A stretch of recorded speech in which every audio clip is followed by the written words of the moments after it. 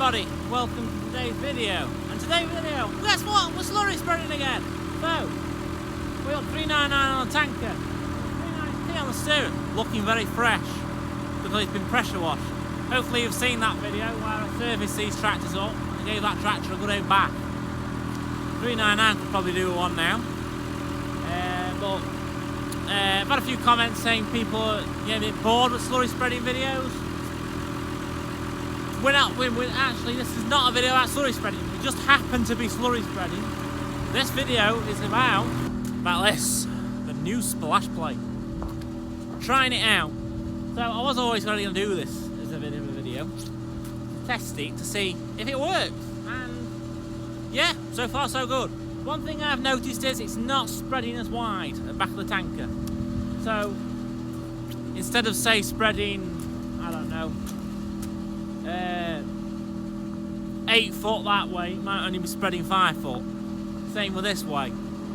So yeah, I've definitely noticed it's not spreading as wide. Now that is probably because the distance between the end of the nozzle and the plate is bigger, which isn't actually a bad thing, because if you watch back on me previous slurry spreading videos that I've done before, I was having problems with silage getting stuck in that gap, and it wasn't very good because, well, it's a pain in the backside really when that happens, because you got to get off the tractor. You've got the iron bar here rigged up, get behind it and wedge it out.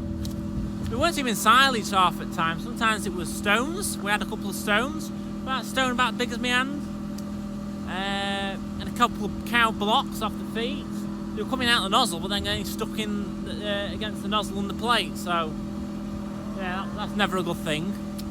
So hopefully that's actually fixed it, and I'll actually, if I'm losing 3 or 4 foot spread width on either side, I'll take that over having to get off and keep on blocking it. So far so good. Might have to put a bit of wind in that tyre. It looks a bit soft. How full are we? We are nearly full. So just go around this side and switch it off. New sticker! It's still on. It's not blown off. It's not come unstuck. Just wait here until it's full.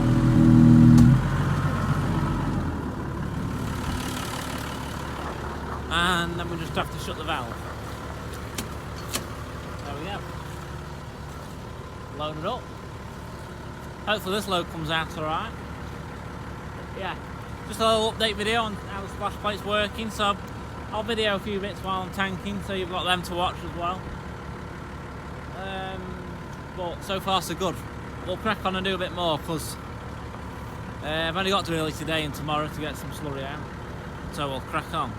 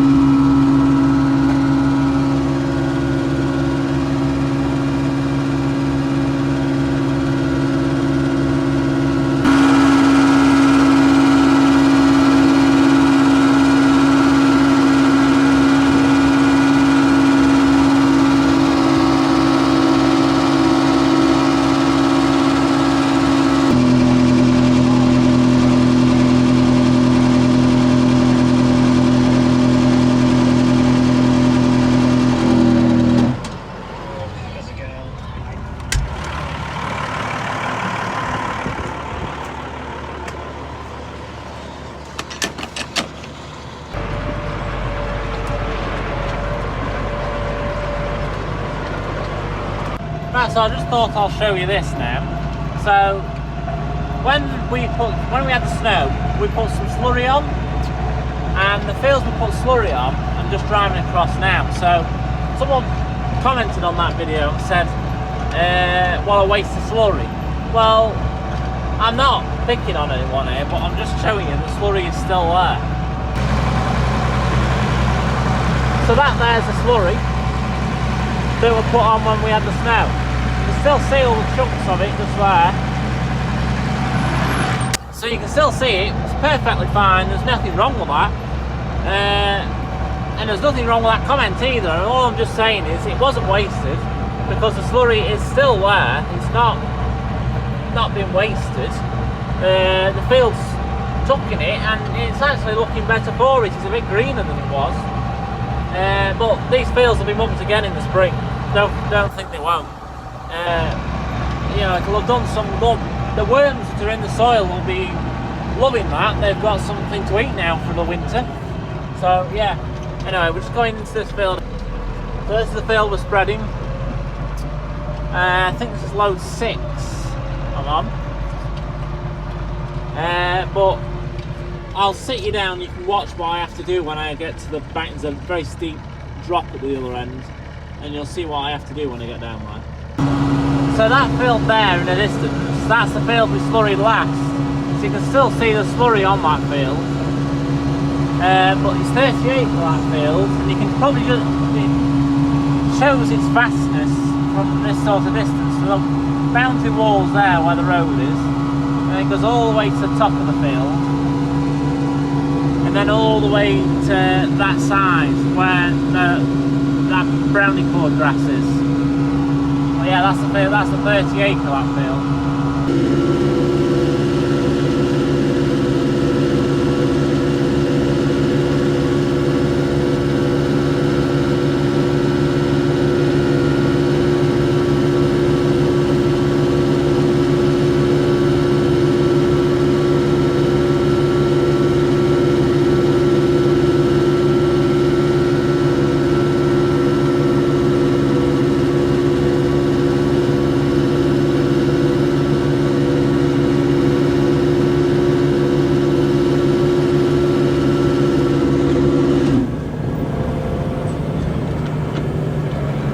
Right, so I'm not sure how well you can see that, but the tank started blowing wind out the back, so it started letting gas out.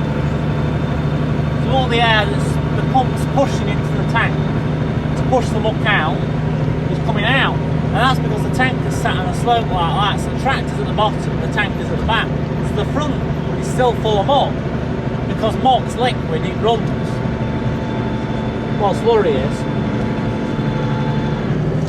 So all you have to do is just turn round and back down the bank, so all the muck goes to the back. You probably know what that is.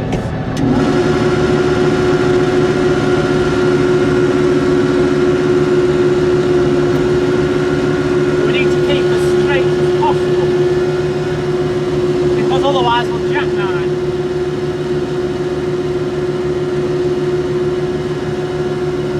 It's very steep.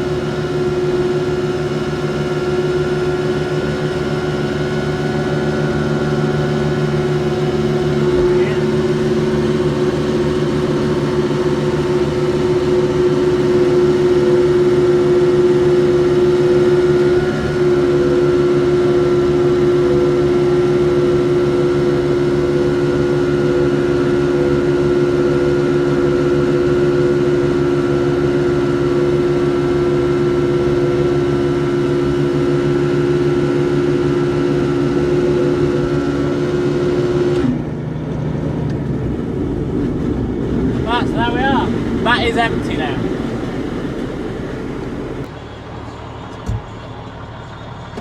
Right, so that is empty, and that's how steep the bank is that we're spreading. So that's why we've got to back down it. So all the muck, so I ran out of muck when I was right at the top. Well, when it started throwing the air out the tanker. But by turning round, we've had like, you know, that quarter of the fields. Well, probably not even a quarter, probably like like a sixth of the field or something like that, or 1/8 of the field, is that it's really steep bank, so we've had to turn around. So the last bit of muck runs to the back of the tanker. Because if we stop spreading like I did, and then go to the bottom and try and go up, that won't be very clever because the ground's damp, and because the ground's damp, the tractor will not grip very well, especially when all the weight, the muck that's left, is now at the back of the tanker rather than the front. If this is making sense, what I'm saying. So yeah, that's what we're doing. Right. Well, anyway, we'll carry on.